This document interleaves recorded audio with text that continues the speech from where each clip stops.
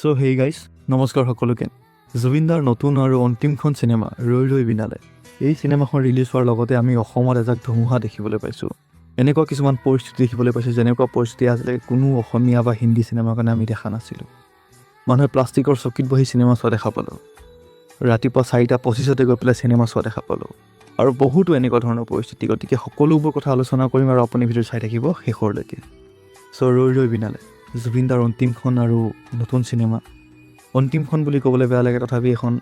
অন্তিমখন চিনেমা আৰু তেখেত য'তেই আছে এই চিনেমাখনৰ সফলতাটো দেখি পেলাই ভাল পাইছে নিশ্চয় আৰু তেখেতৰ সপোনৰ চিনেমা আছিলে এখন তেখেতৰ 20-25 বছৰৰ এটা সপোন আছিলে যে এনেকুৱা এখন চিনেমা বনাম যোনখন চিনেমা অসমত আজিলৈকে বনা নাই অসমৰ প্ৰথমখন মিউজিকেল ৰোমেণ্টিক চিনেমা আৰু এই চিনেমাখন কোনো দুখ লগা চিনেমা নহয় বা কান্দিব লগা চিনেমা নহয় কিন্তু সকলোৱে এই চিনেমাখন চাই কান্দি কান্দি বাহিৰত আহিছে হয়তো আপোনালোকে যদি চাব গৈছে নিশ্চয় সেই কথাটো উপলব্ধি কৰিছে আৰু যেনেকুৱা পৰিস্থিতি আমি দেখি আছোঁ আগন্তুক কেইদিনমানলৈকে চাগে আমি এনেকুৱাই পৰিস্থিতি দেখি থাকিম আৰু বহুতো হলত এই চিনেমাখন 6 মাহলৈকে লগাই ৰাখিম বুলি কৈছে এটা হলৰ মই উদাহৰণ দিওঁ সেই হলটোত কিবা কাৰণত এটা স্ক্ৰীণত শ্ব'টো চলাব নোৱাৰিলে তেখেতসকলে বেলেগ চিনেমা হ'লে মানুহে কি কৰিলে হয় পইচা ল'লে হয় আৰু গুচি আহিলে হয় কিন্তু এইখন চিনেমা আন কাৰো নহয় জুবিনদাৰ আছিলে মানুহে দাবী জনালে যে এই চিনেমাখন আমি চামেই চাব আহিছোঁ চামেই লাগিলে মাটিত বহি চাম কিন্তু আমি চামেই তাৰ পিছৰ এটা ক্লিপ আপোনালোকে চাই লওক নিজে এই দেখিবলৈ পাইছে প্লাষ্টিকৰ চেয়াৰ পাৰি দিব লগা হৈছে মই নিজে প্লাষ্টিকৰ চেয়াৰত বহি আছোঁ এতিয়া মুঠতে যেনেকৈ হওক যি হওক মাটিত বাগৰি হ'লেও আমি আজি ৰৈ ৰৈ বিনালে চাম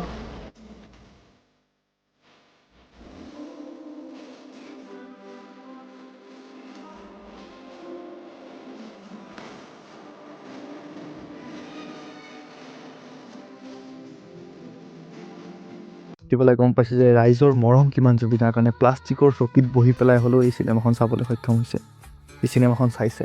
এনেকুৱা চাগে আজিলৈকে কোনো হিন্দী চিনেমাৰ কাৰণে কোনো হলিউডৰ কোনো বলিউডৰ চিনেমাৰ কাৰণে হোৱা নাছিলে হৈছে মাত্ৰ এখন চিনেমাৰ কাৰণে সেইখন হ'ল ৰৈ ৰৈ বিনালে আৰু এই চিনেমাখনৰ লগত জড়িত যিসকল লোক তেখেতসকলে বহুত কষ্টৰে এই চিনেমাখন ইমান জলদি ৰিলিজ কৰিবলৈ সক্ষম হৈছে জুবিনদাৰ যোনটো আশা আছিলে সেইটো সম্পূৰ্ণ কৰিব পাৰিছে আৰু তেখেতসকলে কি কৈছে এবাৰ তেখেতসকলৰ মুখেৰে শুনিলোঁ তথাপি বহুত দিন হৈ গ'ল গোলদাক নেদেখা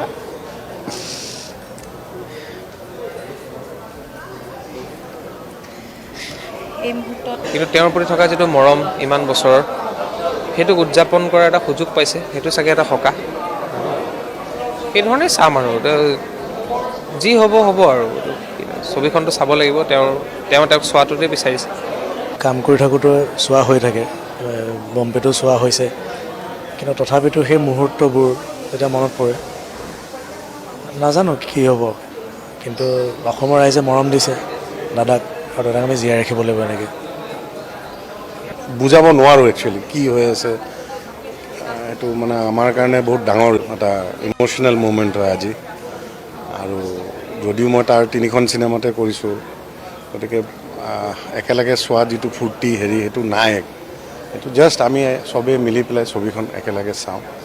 সেইটোৰ কাৰণে আহিছোঁ আমাক কোনো অভিলেখ কোনো ৰেকৰ্ডে আমাক কোনো কাৰণত পূৰ্ণতা বা সান্তনা দিব নোৱাৰে কাৰণ আমি জুবিন দাক হেৰুৱাইছোঁ কায়িকভাৱে গতিকে এই ৰেকৰ্ড এই ৰাতিপুৱাৰ শ্ব' এইবিলাকে কোনো ধৰণৰ যদিও আমি শুনি আছোঁ কিন্তু এইটো আংশিকভাৱেহে এটা মানে আমি পাই আছোঁ গতিকে শেষবাৰৰ কাৰণে জুবিন দাক চাম জুবিন দাই কৈছিলে যে গেট আপটোৰ কথা কৈছে গেট আপ সলনি কৰি ভাল পায় এইটোৱে জুবিন দাৰ শেষটো গেট আপ ইয়াতে জুবিন দাক আমি তেখেতৰ অনুভৱ তেখেতৰ আৱেগবিলাক তেওঁৰ খং তেওঁক লৰচৰ কৰা দেখিবলৈ পাম শেষটো এটা গেট আপ ইয়াতে ডিএন মানে জুবিন দাক আৰু আমি কেতিয়াও দেখিবলৈ নাপাম গতিকে ৰাইজে শেষবাৰৰ কাৰণে চাওক আৰু আজিৰ দিনটোত এই প্ৰিমিয়াৰ শ্ব'টোত আজি বেলেগ ধৰণৰ হ'বলৈ হোৱা কথা আছিলে কিন্তু আমাৰ দুৰ্ভাগ্য অসমবাসীৰ দুৰ্ভাগ্য যে জুবিন দা অবিহনে জুবিনদাৰ যি সৃষ্টি যি সপোন আছে তেখেত অবিহনে আজি আমি ইয়াতে চাবলগীয়া হৈছে গতিকে বহুত বেছি কষ্টকৰ হ'ব নাজানো পূৰাকৈ চাব পাৰোঁনে নোৱাৰোঁ ৰাতিপুৱা ভাবিছিলোঁ যে নাচাওঁ নেকি কিন্তু এতিয়া ভাবিছোঁ যে এদিন নহয় এদিনটোতো চাবই লাগিব আজি নহয় কালি চাব লাগিব গতিকে মানসিকভাৱে প্ৰস্তুত হৈছোঁ যে চাম জুবিন দাক শেষবাৰৰ কাৰণে গতিকে সকলোৱে ভালদৰে চাওক শেষবাৰৰ কাৰণে জুবিন